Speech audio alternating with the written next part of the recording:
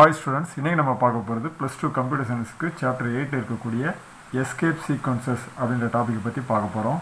First என்னுடைய definition பார்க்கலாம். The sequence of characters after a backslash is known as an escape sequence. பேக்ஸ்லாஷுக்கு அப்புறம் வரக்கூடிய sequence of கேரக்டரை வந்து நம்ம எஸ்கேப் சீக்வன்ஸ்னு சொல்லுவோம். பேக்ஸ்லாஷ்ன்றது இப்படி இருக்கும், நீங்கள் கீபோர்டில் பார்த்துருப்பீங்க. The escape sequence is used to insert the tab. Escape sequence எதுக்கு யூஸ் ஆகுதுன்னு சொல்கிறாங்க, ஒரு டேப் இன்சர்ட் பண்ணுறதுக்கோ, இல்லை ஒரு நியூ லைனை யூஸ் பண்ணுறதுக்கோ, இல்லை பேக் ஸ்பேஸை யூஸ் பண்ணுறதுக்கோ, அப்படி இல்லைன்னா சில ஸ்பெஷல் கேரக்டரை நம்ம கோடில் இன்சர்ட் பண்ணுறதுக்கெலாம் வந்து எஸ்கேப் சீக்வன்ஸ் வந்து யூஸ் ஆகுதுன்னு சொல்லியிருக்காங்க. இப்போ எக்ஸாம்பிளுக்கு இதை பாருங்கள். First S is equal to hey WhatsApp அப்படின்னு ஒரு ஸ்ட்ரிங்கை கொடுத்துருக்காங்க. இதில் இந்த வாட்ஸ்ன்ற இடத்துல எஸ்ஸுக்கு மேலே ஒரு அப்பாஸ்ட்ரஃபி கொடுத்துருக்காங்க. ஆனால் நம்ம ஸ்ட்ரிங்கும் சிங்கிள் கோட்ஸ்க்குள்ளே கொடுத்துருக்கோம், நடுவில் ஒரு அப்பாஸ்ட்ரஃபின்றதும் ஒரு சிங்கிள் கோட்ஸ் வந்திருக்கு. இப்போ இதை நம்ம பிரிண்ட் பண்ணோன்னா கட்டாயம் எரர் காட்டும். ஏன்னா இதுலேருந்து இது வரைக்கும் ஸ்ட்ரிங் எடுத்துக்கிறதா இல்லை இந்த ஸ்ட்ரிங்கை மட்டும் எடுத்துக்கிறதா அப்படின்னு சொல்லிட்டு கம்ப்யூட்டருக்கு வந்து கன்ஃபியூஷன் வரும். ஸோ அதனால் இதை ஓவர் கம் பண்ணுறதுக்காக நம்ம எஸ்கேப் சீக்வன்ஸை யூஸ் பண்ணுவோம். இதை நம்ம எப்படி மாற்றி எழுதலாம்னா S is equal to hey WhatsApp, அதாவது எஸ்ஸுக்கு முன்னால், அதாவது அப்பாஸ்ட்ரஃபிக்கு முன்னால் ஒரு பேக்ஸ்லாஷை போடணும். போட்டுட்டா இந்த சிங்கிள் கோட் வந்து எஸ்கேப் ஆகிடும். அதனால தான் இது பேர் எஸ்கேப் சீக்வன்ஸ். சீக்வன்ஸை எஸ்கேப் பண்ணுறதுனால தான் இது பேர் வந்து எஸ்கேப் சீக்வன்ஸ் சொல்லுவோம்.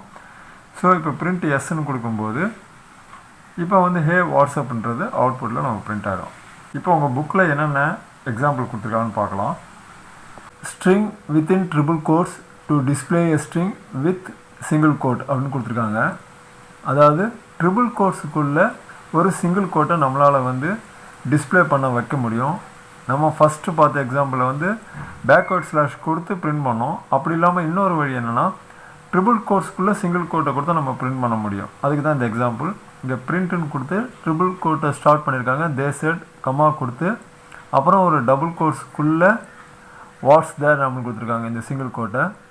அப்புறம் ட்ரிபிள் கோட்டை முடிச்சிருக்காங்க தே செட் அப்படின்னு சொல்லிட்டு இந்த டபுள் கோட்ஸும் பிரிண்ட் ஆகிடுச்சு, இந்த சிங்கிள் கோட்டும் பிரிண்ட் ஆகிடுச்சு. எந்த பிரச்சனையும் இல்லை. ஏன்னு கேட்டால் நம்ம ட்ரிபிள் கோட்ஸுக்குள்ளே இதை கொடுத்துருக்கோம். ஸோ இதுவும் ஒரு வழி, இப்படியும் பிரிண்ட் பண்ணலாம்.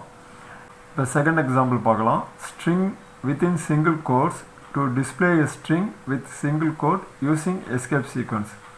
சரி, சப்போஸ் சிங்கிள் கோட்டுக்குள்ளே சிங்கிள் கோட்டை பிரிண்ட் பண்ணால் நம்ம எப்படி எஸ்கேப் சீக்வன்ஸை யூஸ் பண்ணி பிரிண்ட் பண்ணலாம் அப்படின்றதுக்காக இந்த எக்ஸாம்பிள் கொடுத்துருக்காங்க. இந்த எக்ஸாம்பிள் நம்ம ஆல்ரெடி இதே மாதிரி ஒன்று பார்த்துருக்கோம். இப்போ புக்கில் என்ன கொடுத்துருக்காங்கன்னு பார்க்கலாம். பிரிண்ட் அப்படின்னு சொல்லிட்டு இப்போ சிங்கிள் கோட் ஆரம்பிச்சிருக்காங்க. தே செட் அப்படின்னு கொடுத்து டபுள் கோட்ஸ்க்குள்ளே வாட்ஸ் தேர்ன்னு கொடுக்கும்போது இந்த சிங்கிள் கோட்ஸுக்கு முன்னால் இந்த பேக்வேர்ட் ஸ்லாஷ் கொடுத்துருக்காங்க. ஸோ இங்கே சிங்கிள் கோட்டை முடிச்சிருக்காங்க. இப்போ பிரச்சனை இல்லாமல் நமக்கு அவுட்புட் வரும். தே செட் வாட்ஸ் தேர் அப்படின்றது பிரிண்ட் ஆகிடும். ஏன்னா இந்த சிங்கிள் கோட்டும் இந்த சிங்கிள் கோட்டும் கன்ஃபியூஸ் ஆகாமல் இருக்கிறதாக நம்ம என்ன கொடுத்துட்டோம், பேக்வேர்ட் ஸ்லாஷ் கொடுத்துட்டோம். ஸோ அதனால் அவுட்புட் நமக்கு வந்துடும். தேர்ட் எக்ஸாம்பிளில் இந்த லைனில் சிங்கிள் கோட்னு போட்டிருப்பாங்க, இதை அடிச்சுட்டு டபுள் கோட்ஸ்னு போட்டுக்கோங்க. String within double quotes to display string with double quotes using escape sequence. Double கோட்ஸ்க்குள்ளே இருக்கக்கூடிய ஸ்ட்ரிங்கில் டபுள் கோட்ஸ் இருந்தால் அதை எப்படி பிரிண்ட் பண்ணுறது அப்படின்றதுக்கு இந்த example. Print double quotes start பண்ணியிருக்காங்க. தே செட் பேக்வேர்ட் ஸ்லாஷ் கொடுத்து இந்த டபுள் கோட்ஸை ஸ்டார்ட் பண்ணியிருக்காங்க. அப்புறம் வாட்ஸ் தேர் அப்படின்னு கொடுத்துருக்காங்க.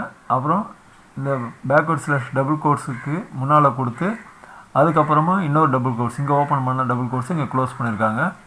இப்போ என்ட்ரி கீயை ப்ரெஸ் பண்ணும்போது ஹி செட் டபுள் கோட்ஸ்க்குள்ளே வாட்ஸ் தேர்ன்றது அவுட்புட்டில் கிடைக்கும். ஏன்னா இந்த டபுள் கோட்ஸுக்கும் இந்த டபுள் கோட்ஸ் தான் கன்ஃபியூஸ் ஆகும். எந்த கோட்ஸுக்கு நடுவில் கன்ஃபியூஸ் ஆகுதோ அதுக்கு முன்னால் நம்ம வந்து பேக்வேர்ட் ஸ்லாஷ் கொடுத்துட்டா போகிறோம். அதனால தான் இங்கேயும் கொடுக்குறோம், இந்த இடத்துலையும் கொடுக்குறோம். ஆனால் இந்த எக்ஸாம்பிளில் பார்த்தீங்கன்னா இந்த ஸ்ட்ரிங் சிங்கிள் கோட்டில் என்க்ளோஸ் ஆகிருக்கு.